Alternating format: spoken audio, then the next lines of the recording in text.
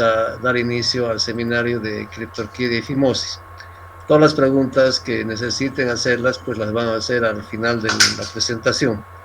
Entonces son 4 los compañeros que van a presentar el tema, 2 criptorquidia y van a ser otras 2 compañeras fimosis, ¿no? Entonces, comienza Brian, por favor, tienes la palabra.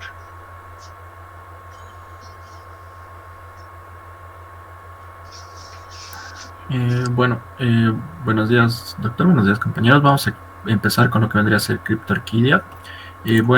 Vamos a tener que esta es la afectación de uno o ambos testículos que no se van a desplazar desde lo que sería el origen, en este caso lo que es la cavidad abdominal a la bolsa excrotal. Esta se puede incluir en lo que vendría a ser cualquier localización dentro de lo que vendría a ser el recorrido normal, es decir, dentro de lo que es el conducto inguinal. Siguiente, por favor.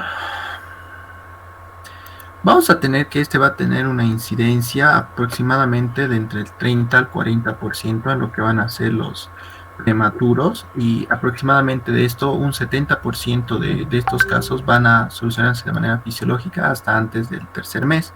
Después vamos a tener que igual va a estar presente aproximadamente en un 3.4% en los recién nacidos a término, y de este apenas el 1% de los casos se van a solucionar de manera normal. Y después vamos a tener que generalmente va a ser unilateral y va a tener mayor frecuencia en lo que vendría a ser el lado derecho, debido a lo que vendría a ser la anatomía, ya que en el lado izquierdo va a haber la irrigación va a ser directa a lo que va a ser el testículo a través del canal inguinal. En cambio, en el lado derecho va a haber una deflexión, por lo tanto es más predisponente a dar criptorquidia. Después vamos a tener que 20% de estos no van a ser palpables, y de esto con mayor frecuencia al no ser palpable va a ser el del lado izquierdo, y 25% de los casos van a ser bilaterales. Siguiente, por favor. Bueno, en cuanto a la etiopatogenia, vamos a tener que va a haber 4 factores que van a ser los factores genéticos, en los cuales se ha encontrado que los genes RXFP2, el HOX y el INSL3 van a predisponer a que los niños tengan criptorquidia, además de los factores ambientales que van a ser tanto del feto, de la madre o químicos. En cuanto al feto, podemos decir que si es que va a ser prematuro, si es que va a tener un peso menor a 2.500 gramos, o si es que va a tener una insuficiencia placentaria. En cuanto a la madre, vamos a tener si es que es madre diabética, si es que tiene consumo de tabaco, alcohol o cafeína. Y en cuanto al químico, si es que si ha estado expuesto a lo que vendría a ser talatos, herbicidas, pesticidas, aditivos. Después, en cuanto a los hormonales, si es que va a haber alguna variación o una mala producción de lo que vendría a ser la HCG, la FSH o la LH. En cuanto a mecánicos, si es que el niño va a tener alguna malformación o la presencia de bridas o adherencias. Siguiente, por favor.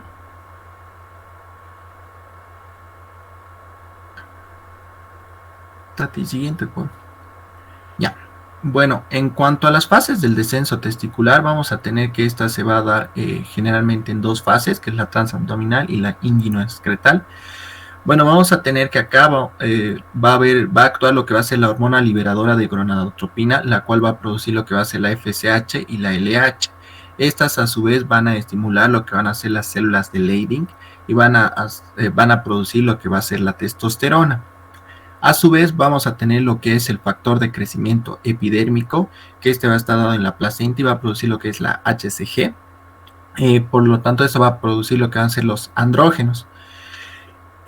Tanto los andrógenos y la descendina y la testosterona van a estimular lo que va a ser el gubernaculum de testis, que este va a encargarse de lo que va a ser el descenso de lo que es el testículo. Y entre lo que vendría a ser la testosterona y los andrógenos van a permitir que haya la persistencia de lo que es el conducto de Wolff, cuya función va a ser dar lugar a lo que es el epidídimo, el conducto deferente, las vesículas seminales, los uréteres, la pelvis y los cálices renales. Siguiente, por favor. Después vamos a tener los factores que influyen para el descenso. Vamos a tener que como dije, ya está regulado por lo que es la testosterona, la dehidrotestosterona, déficit de la hormona antimuleriana, déficit de la gonadotrofina coriónica, el hipogonadismo y la migración anormal de lo que vendría a ser el gubernáculo. Siguiente, por favor. Bueno, en cuanto a la clasificación, vamos a tener si es que va a ser el testículo palpable y no palpable. En cuanto al palpable, vamos a tener lo que va a ser la criptorquidia, la ectopia testicular y el teste retráctil.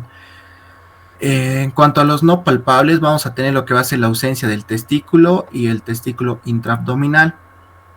En cuanto a lo que vendría a ser el testículo retráctil y el testículo de ascensor, vamos a tener que estos no son iguales a la criptorquidia y van a presentar, en cuanto al testículo retráctil, vamos a tener que este se va a poder mover en lo que va a ser la hiperactividad del músculo cremaster y con este suelen ascender.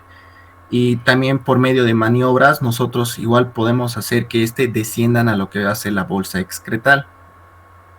Ya. Siguiente, por favor. Bueno, en cuanto a su clasificación, según la ubicación de lo que es la criptorquidia, vamos a tener que se van a subdividir en lo que es inguinales, abdominales y lo que son ectópicos. Siguiente. Y bueno, vamos a tener que a su vez las formas clínicas en las cuales se van a presentar va a ser lo que va a ser una anorquia, donde también vamos a tener lo que es la cripto unilateral. Puede ser también una variación de esta es la cripto unilateral con ectopia contralateral. También va a estar lo que es la ectopia bilateral y la ectopia unilateral. Siguiente, por favor. Ya. Después, igual se van a subdividir en cuanto a las dimensiones de un testículo respecto al otro. Se va a subdividir en tres, el grado A, B y C. En cuanto al grado A, vamos a tener que es cuando el testículo criptorquídeo tiene las mismas dimensiones que el contralateral. En cuanto al grado B, vamos a tener cuando el testículo criptorquídeo es menor en un 30% que el contralateral. Y en el grado C ya también va a ser el testículo criptorquídeo es menor en un 50% que el contralateral. Después, según la localización de estos, en la clasificación de Beltran-Bow, vamos a tener que se van a subdividir en 4 grados. Grado 1 si se va a encontrar en el tercio inferior del canal inguinal, el grado 2 si es que se va a encontrar en el tercio medio y en el grado 3 si es que se va a encontrar en el tercio superior. En cuanto al grado 4 vamos a tener cuando el testículo no son palpables y se supone que van a estar intraabdominalmente. Siguiente, por favor. En cuanto a sus manifestaciones, vamos a tener que va a ocasionar lo que va a ser la infertilidad y dependiendo a la edad en la cual se reciba tratamiento va a tener mayor o menor porcentaje. Si el mayor porcentaje se va a encontrar entre el tratamiento, si es que va a recibir entre los 6 y los 12 meses, donde su grado va a ser del 90%, va a tener solo 90% de probabilidad de no ser infértil. Si es que va a ser antes de los 4 años, va a ser solo del 50, si es que antes de los 5 del 40 y si es que es antes de los 12 del 30 y ya si es que recibe tratamiento posterior a lo que vendría a ser los 15 años, solo va a tener la probabilidad del 15%.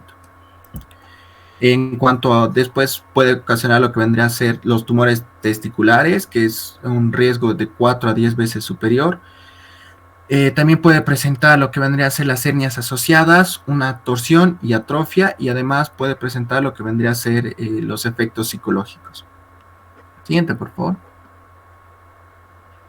En cuanto al diagnóstico, el diagnóstico generalmente se lo va a hacer con clínica. Nosotros tenemos en el examen físico que ver si es que los dos testículos se encuentran en lo que son las bolsas excretales. También se puede hacer lo que vendría a ser la ultrasonografía, una TAC, una resonancia magnética. En cuanto a los exámenes de laboratorio, se puede hacer lo que vendría a ser la medición de la FSH y la LH, también la respuesta de lo que es la testosterona a la HCG, un angiograma venoso gonadal y la laparoscopía, que esta se usa tanto como para diagnóstico como para tratamiento.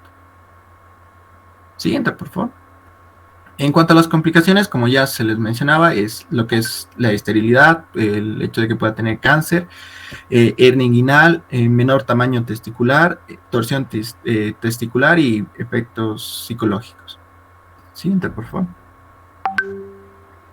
Bueno, en cuanto al tratamiento hormonal, este se va a dar solo si es que es criptorquídea bilateral, porque si es unilateral, este tratamiento no sirve, solo sirve como para concientizar a los padres de que la cirugía es el único tratamiento real.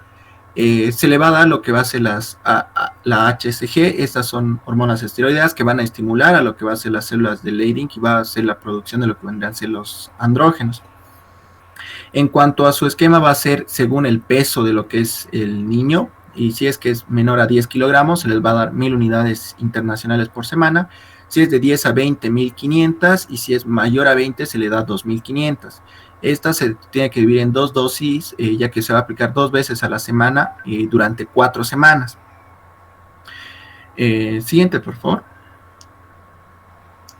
Bueno, y el tratamiento quirúrgico vamos a tener lo que es la orquidopexia, que tiene un 98% de éxito. Esto es tanto para criptorquídea palpable y la no palpable. Donde mayor grado de éxito va a tener va a ser en cuanto al tratamiento, si es que se le da, si es que se lo hace entre los 6 y 12 meses de edad. Se debe realizar los controles seguidos tanto posterior a la cirugía. En cuanto a las complicaciones que esta puede llegar a presentar, son atrofia testicular, por lo que podría ser una lesión vascular, una isquemia por un edema o recidiva, y que esto es de baja frecuencia, pero se pueden llegar a presentar y hay que tener cuidado con estos. Siguiente, por favor. El tratamiento va a iniciar con lo que va a ser una incisión en el pliegue abdominogenital que incide en lo que es la aponeurosis del oblicuo mayor en el sentido de sus fibras hasta abrir lo que es el anillo inguinal superficial. Siguiente. En el cual se va a identificar lo que van a ser los elementos del cordón y se va a separar lo que es el proceso del peritoneo vaginal de los que son los vasos espermáticos y del conducto deferente. Se incide el escroto y se pasa una pinza para descender lo que es el testículo y se va a fijar al dartos y al septum del escroto. Se va a separar lo que es la aponeurosis del oblicuo mayor y los planos superficiales hasta la piel y se va a suturar lo que es el escroto. Después vamos a tener lo que va a ser la orquiopexia, ya también vía escrotal, en la cual se va a hacer una incisión paraescrotal en un paciente con criptorquídea inguinal. El testículo se va a encontrar en el tercio superior del canal inguinal derecho. Se va a localizar el testículo palpándolo sobre el canal inguinal y se lleva hacia lo que es el anillo inguinal externo. Se va a tomar el testículo y se va a iniciar lo que es la disección cuidadosamente, liberándolo de lo que es el cordón espermático de las adherencias y la liberación del cordón espermático mediante lo que es la disección y se va a dirigir hacia lo que es el anillo inguinal interno. Siguiente, por favor. Después vamos a tener que el cordón espermático liberado se lo va a llevar hasta el anillo inguinal interno y el saco herniario adherido al cordón espermático en un paciente se lo separa, se lo liga y se corta a nivel de lo que es el anillo inguinal interno y se va a hacer lo que son los puntos de fijación en lo que va a ser al dartos y la herida se va a suturar con lo que vendrían a ser puntos simples.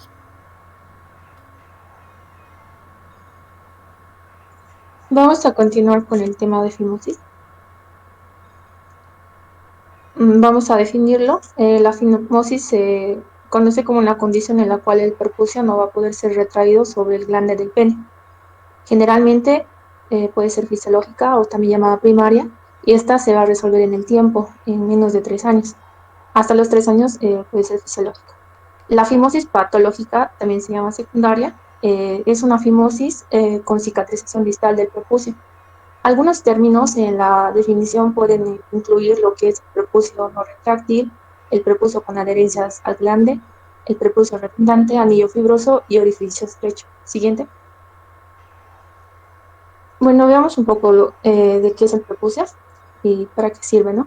El prepucio se dice que se va a extender 1 centímetro después del glande y su función es proveer protección al meato uretral y al glande. Se va a desarrollar como una capa epitelial que crece desde dentro en la base del glande alrededor de la 8ª y 9ª semana de la gestación y se completa su formación en los 4 a 4.5 meses de gestación. El prepucio se va a insertar en lo que va a ser la corona y el cuerpo del pene y tiene una inervación autónoma y somatosensitiva y se dice que no tiene una función clara. Siguiente. Eh, También mencionar que el prepucio va a estar formado por epitelio escamoso. Este epitelio va a estar en contacto con el glande, lo que va a favorecer a la formación de adherencias balanoprepuciales y a medida que estas adherencias se ven en la imagen donde dice A, estas adherencias van a ir liberándose y se van a formar acumulaciones de esmegma, lo que se va a llamar perlas de esmegma, y estas son fisiológicas hasta los 3 años de vida. Bueno, el esmegma va a ser una secreción blanquecina y densa. Es tipo leche cuajada, para que se ubique. Esta va a estar compuesta por células muertas de la piel, secreciones y células blancas de la sangre. Y cuando hay una fimosis, este puede llevarnos a que va a ser un medio propicio para los microorganismos y nos puede llevar a infecciones. Siguiente.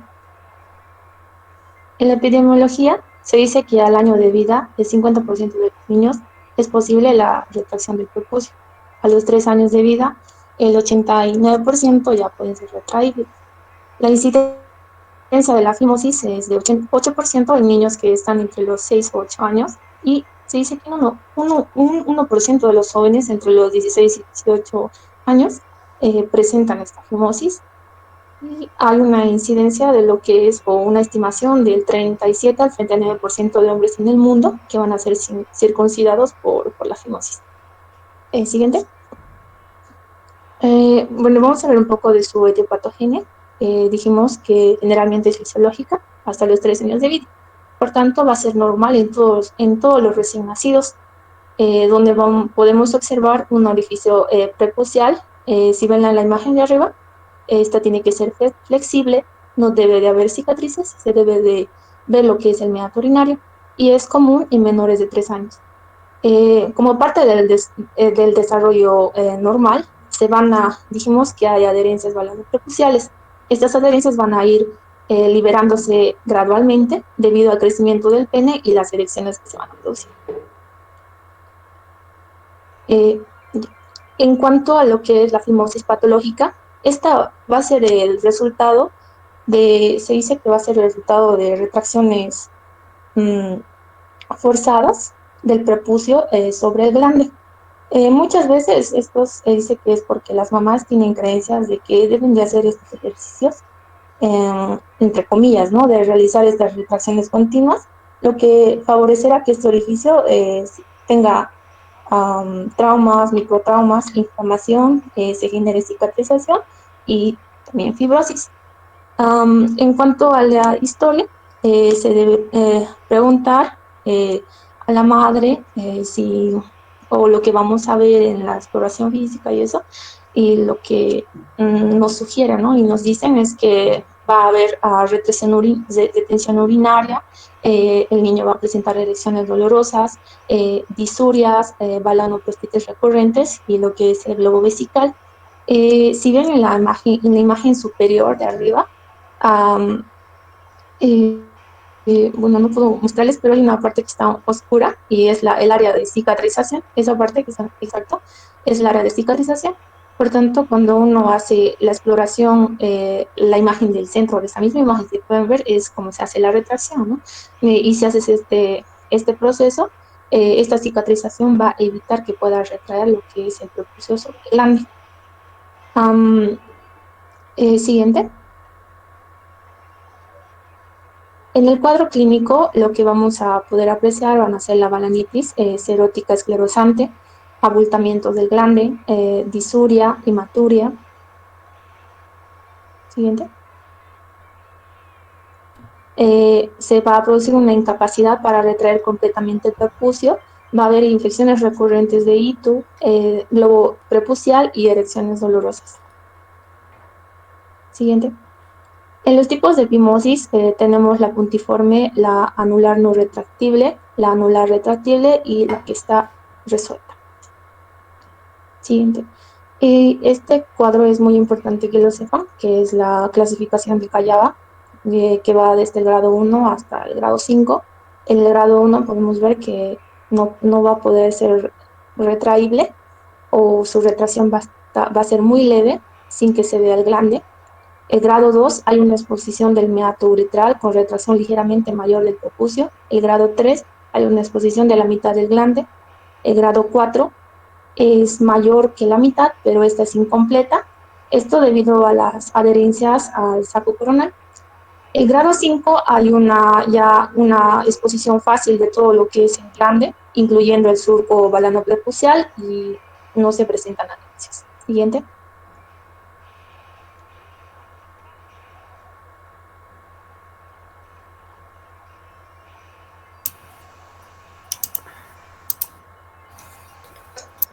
Tatiana, se perdió tu imagen.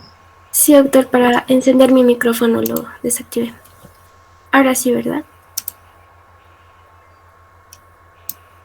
Sí se ve la Está bien, pantalla. continúa. Ok. Para realizar el diagnóstico es netamente clínico y se enfoca más a un examen físico. Según la literatura nos dice que en cuanto a la fimosis no es necesario realizar exámenes de laboratorio o estudios por imágenes, pero se requiere realizar estos exámenes en caso de presencia de signos de infección, una infección del tracto urinario, complicaciones o si el niño va a ser o se va a practicar una cirugía o la circuncisión. En esos casos sí se debe realizar estos exámenes. En el examen físico va a haber una imposibilidad de retraer el prepucio en su totalidad, pero debemos diferenciar entre una fimosis y las adherencias balanoprepuciales que ya lo mencionó mi compañera, que son fisiológicas, no va a ser una estrechez real del prepucio. También en el examen físico se va a poder evidenciar el anillo constrictivo, una desproporción entre el ancho del prepucio y el diámetro del glande, además de las adherencias o un frenillo corto. Se puede hacer diagnóstico diferencial con estos distintos cuadros como la estrechez anular. La estrechez anular quiere decir que es posible desplazar el prepucio hacia proximal, como se ve en la imagen, por debajo del glande, pero se ve un anillo estrecho, y si esta condición se va a prolongar más por unas horas o más tiempo, no se va a poder desplazar hacia distal como previamente estaba, y esto nos puede dar un riesgo mayor a que el niño desarrolle fimosis. Entonces, cuando existe una dificultad para desplazar el prepucio como hacia distal, entonces se sugiere una prepucioplastía, o cuando este desplazamiento sea dificultoso o esté asociado a una sintomatología o dolor. Las adherencias balanoprepuciales, como habíamos mencionado, son totalmente fisiológicas y estas se van a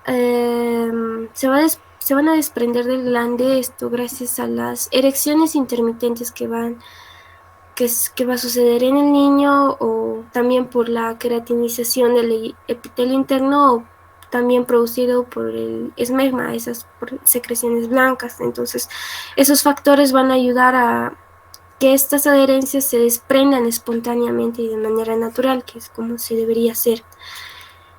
Si bien estas van a impedir una retracción total del prepucio, no van a presentar una estrechez real del prepucio, como se ve en la imagen. Entonces, la mayoría de las veces no va a presentar complicaciones y no va a ser necesario instalar un tratamiento. Pero si se produce un desprendimiento brusco, asociado con dolor en esa situación, tal vez estaría recomendado indicar una pomada para la humectación, o con corticoides o antibióticos, ¿no?, para proteger esta zona desprendida hasta lograr una epitelización del glande. Otro diagnóstico diferencial que debemos hacer son las balanitis serótica obliterante, también llamada líquen escleroso y atrófico. Va a ser una dermatitis infiltrante y cicatrizante crónica, como se ve en la imagen. Puede afectar al glande o al orificio uretral y a la uretra. Se va a tratar de una hiperkeratosis e hiperplasia de la mucosa escamosa y el depósito de colágeno. Lo que va a hacer es crear este anillo que se ve en la imagen duro y blanco, que puede causar una irritación local, sangrado o incluso una retención urinaria. Se dice que la etiología es desconocida, es decir, idiopática, y tiene un tratamiento médico y quirúrgico. Otro cuadro es el pene atrapado, enterrado o palmado, que se asocia a una escasez del prepucio ventral y un exceso de piel de la piel dorsal, o también está asociado a un aumento de la grasa subcutánea suprapúbica, que le va a dar esta apariencia de enterrado. Entonces los síntomas puede ser una irritación local, un edema, puede estar asociado no a una fimosis o si está asociado a un globo de micción. Las complicaciones de la fimosis son las infecciones del tracto urinario, que pueden llegar a ser recurrentes porque la estrechez del prepucio es un factor determinante y bueno, corren mayor riesgo. Las balanitis o las balanopostitis recurrentes son las inflamaciones del glande y del prepucio, que por lo general ocurre debido a una pobre higiene o su etiología multifactorial. Y es aquí como vemos en la primera imagen. Esto es una balanitis o una balanopostitis en los cuales los agentes más principales son la E. coli o Proteus, también vulgaris, aunque en el 30% el cultivo puede ser negativo. La parafimosis va a ser un cuadro de emergencia en el cual el prepucio está totalmente estrecho y no va a regresar a una posición distal normal, entonces va a comprometer el flujo sanguíneo, tanto venoso, arterial y linfático. Va a presentar edema de la zona, esto es el anillo constructivo, y un cambio de coloración, incluso puede llevar a un riesgo de necrosis en el área. Otra complicación es la balanitis serosa obliterante, como ya lo habíamos mencionado, también llamada cicatrización estenosante prepucial, que puede afectar tanto a niños como adultos. Y otra complicación, la dificultad miccional o el globo prepucial miccional, que es esta de aquí, es esa dificultad de evacuar toda la orina, la acumulación de la misma por una estrechez marcada del prepucio. La parafimosis, como ya habíamos dicho, es una situación de emergencia por riesgo de necrosis prepucial, y hay medidas que tiempo atrás se realizaban y ahora ya no son recomendadas. Por ejemplo, una compresión manual del glande y un intento posterior de retraer el prepucio previa anestesia, o envolver el pene con una gasa de solución hiperosmolar y hacer orificios con aguja en el prepucio para ayudar a disminuir el edema, pero tampoco ya se hace. En la inyección con hialuronidasa debajo del anillo estrecho o mannitol al 20%, estos ya tiempo atrás ya no se recomiendan por mayor traumatismo que se puede llegar a hacer al niño. Está más indicado una incisión dorsal del anillo o directamente ya cirugía o la circuncisión en estos casos.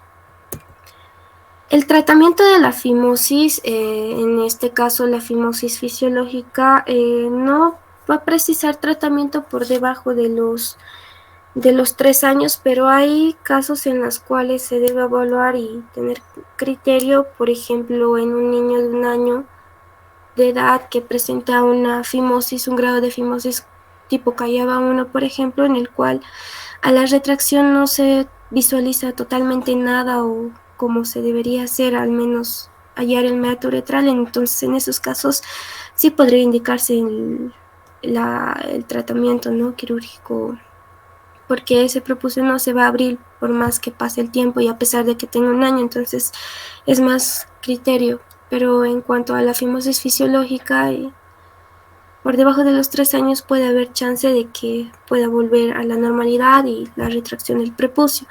Pero en una fimosis patológica sí lo necesita si se presentase sintomatología asociada o alguna complicación incluso antes de los 3 años. Entonces los procedimientos o lo que se puede hacer se pueden dividir tanto en quirúrgicos o médicos. Entre los quirúrgicos está la circuncisión y la prepucioplastía. Y en cuanto a los médicos está la fisioterapia prepucial, que ya no se recomienda, es decir, la fisioterapia prepucial consta de esos ejercicios de retracción poco a poco del prepucio, pero como ya sabemos eso causa microlesiones o cicatrización y entonces mayor riesgo a que el niño desarrolle fimosis después, entonces ya no se recomienda. En aquí solo entraría ya el tratamiento farmacológico. Este es un resumen de recomendaciones y grado de evidencia de la Academia Europea de Pediatría, en el cual nos recomiendan que el tratamiento para la fimosis generalmente comienza después de los 2 años o según la preferencia del cuidador o tutor. En la fimosis primaria, el tratamiento conservador se debe hacer con una pomada o crema de corticoides o esteroides de tercera generación. Y esto va a ser el tratamiento de primera línea con una tasa de éxito de más del 80%. La fimosis primaria se debe tratar en pacientes también con infecciones recurrentes en el tracto urinario o con anomalías del tracto urinario.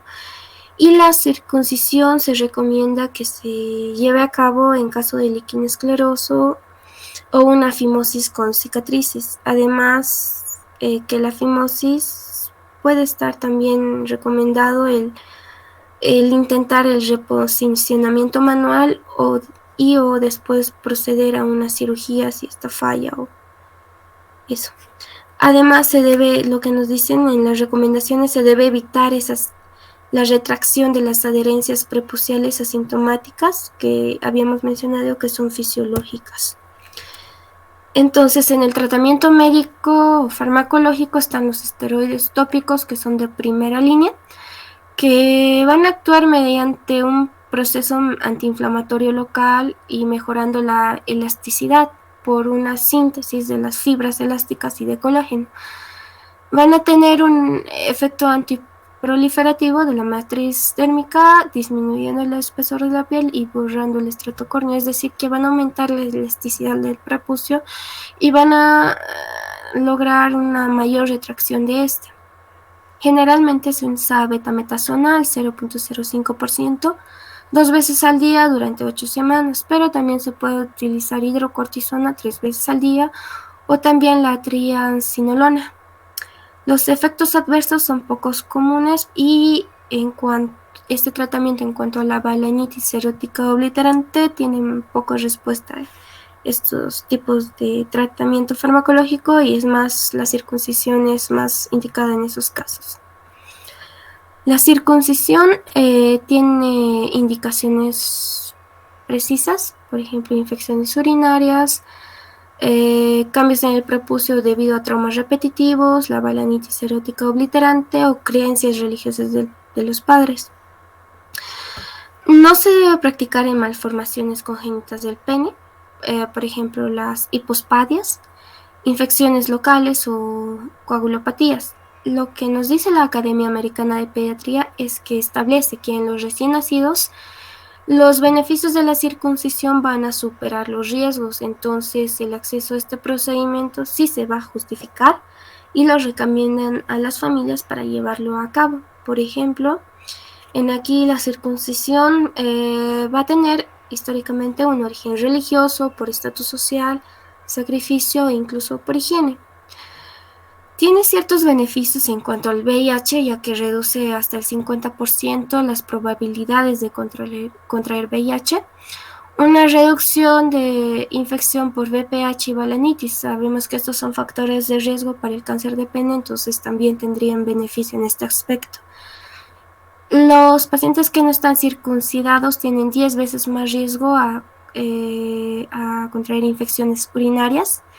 Entonces también es un beneficio en ese aspecto, y también reducen significativamente la colonización bacteriana del glande del pene, lo que también reduciría el riesgo de tener una balanitis o una balanopostitis.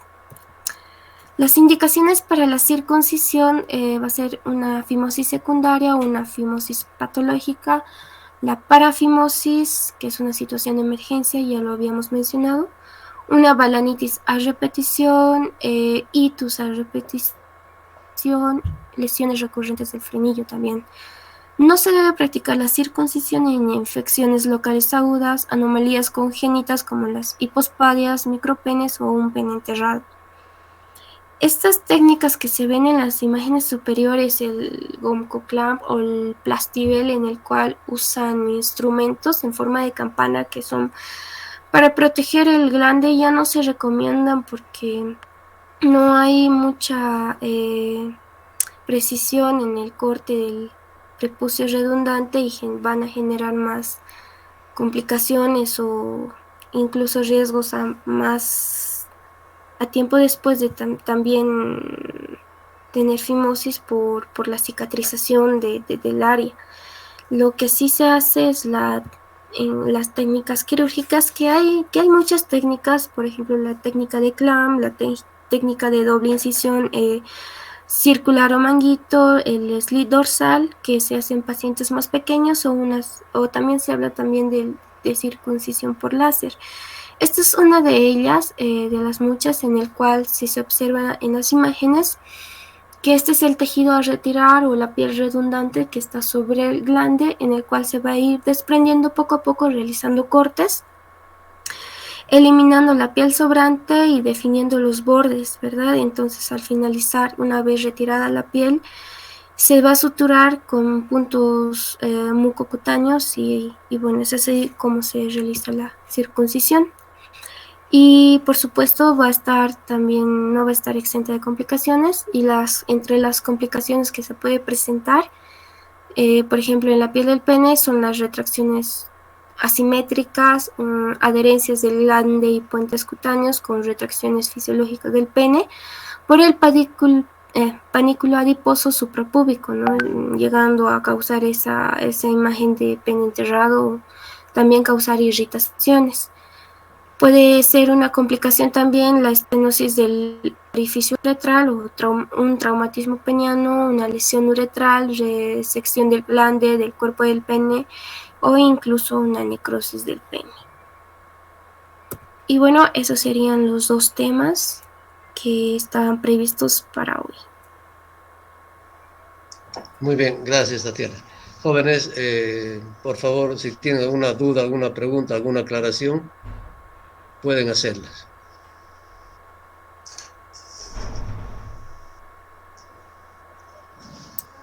Hola, mamá. Bien, haremos unas pocas aclaraciones al respecto, ¿no?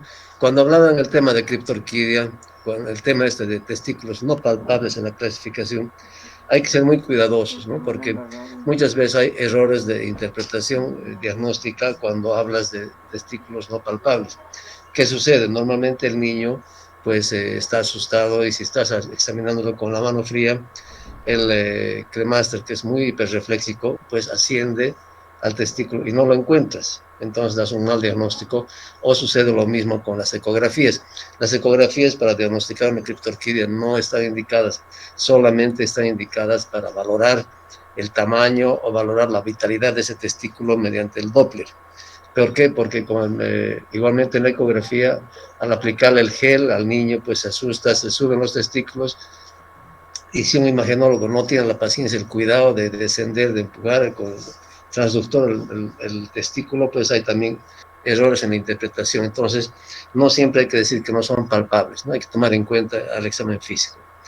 El gubernáculo sabemos que es el que guía el descenso del testículo, pues, y son los que habitualmente responsables de la inserción anómala del testículo, que puede estar en la región crural o femoral, ¿verdad?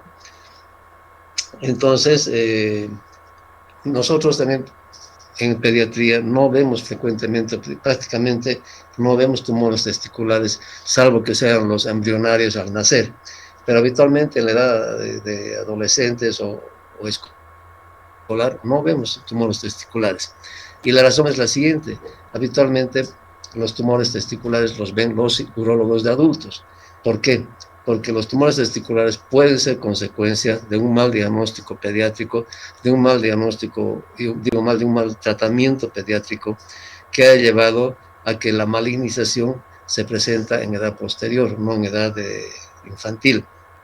Entonces hay que ser muy cuidadoso, como decían los compañeros, que cualquier testículo que no esté en su lugar al año de edad ya tiene que estar en la bolsa, porque histopatológicamente se ha demostrado que a partir del año ya hay daño en los testículos, en los vasos, en los túbulos, en los seminíferos, y obviamente a la larga se maligniza, ¿no? El tratamiento hormonal pues no funciona, ya es directamente es el quirúrgico. Solamente alguna vez puede ser usado el tratamiento hormonal como un placebo para que la madre vea que si no ha funcionado, acepte un poco ya con mayor agrado la cirugía. Pero el tratamiento hormonal quizás pueda funcionar en los testículos que son retráctiles, que son cuando son bilaterales, ¿no?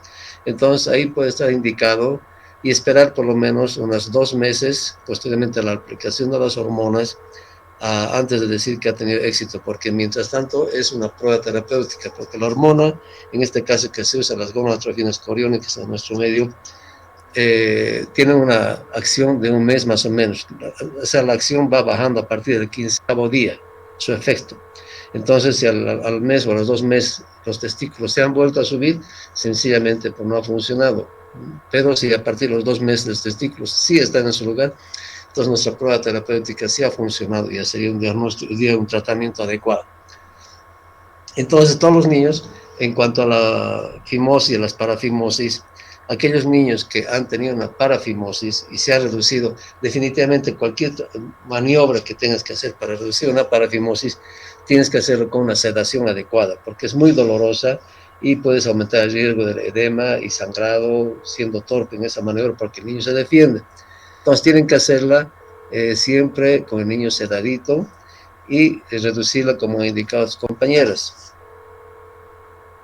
Ahora, el problema es que normalmente la parafimosis se la reduce, pero en su 90% por lo menos, estos niños van a ir a producir estrecheces, una fimosis patológica secundaria, proceso inflamatorio que han tenido, que nos va a llevar a la cicatrización, a la fibrosis, que necesariamente va a ser resuelta posteriormente, no en la etapa aguda, porque en la etapa aguda sabemos que cualquier punto, cualquier intento de sutura, pues por la fragilidad, por edema de los tejidos van a soltarse los puntos, ¿no? Entonces hay que esperar que pase un par de meses por lo menos y definir si está como consecuencia una fimosis patológica y decidir en ese momento.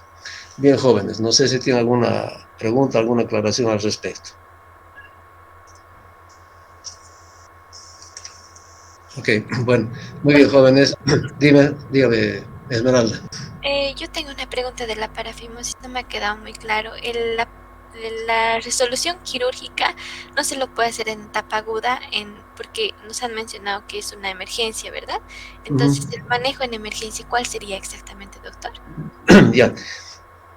Hay dos procedimientos. En la emergencia lo cedas al paciente y manualmente, como está pues sin dolor en ese momento, bajo sedación, si reduces en ese momento, pues perfecto, ahí se quedó.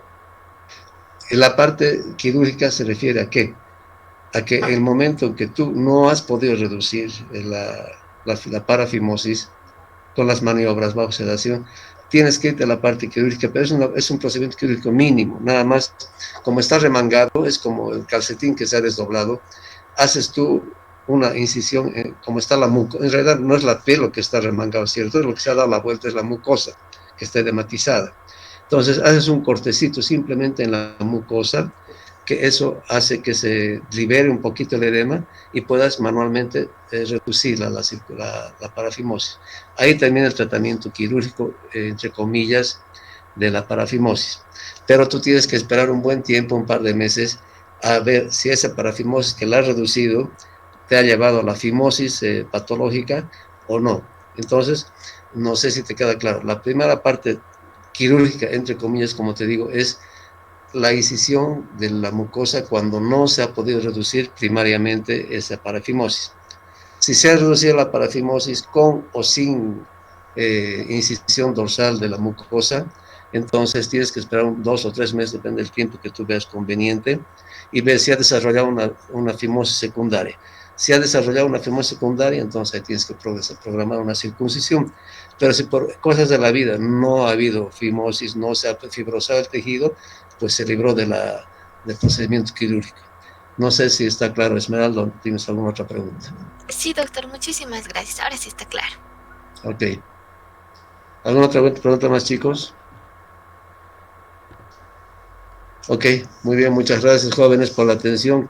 Que tengan un buen día. Hasta mañana, jóvenes.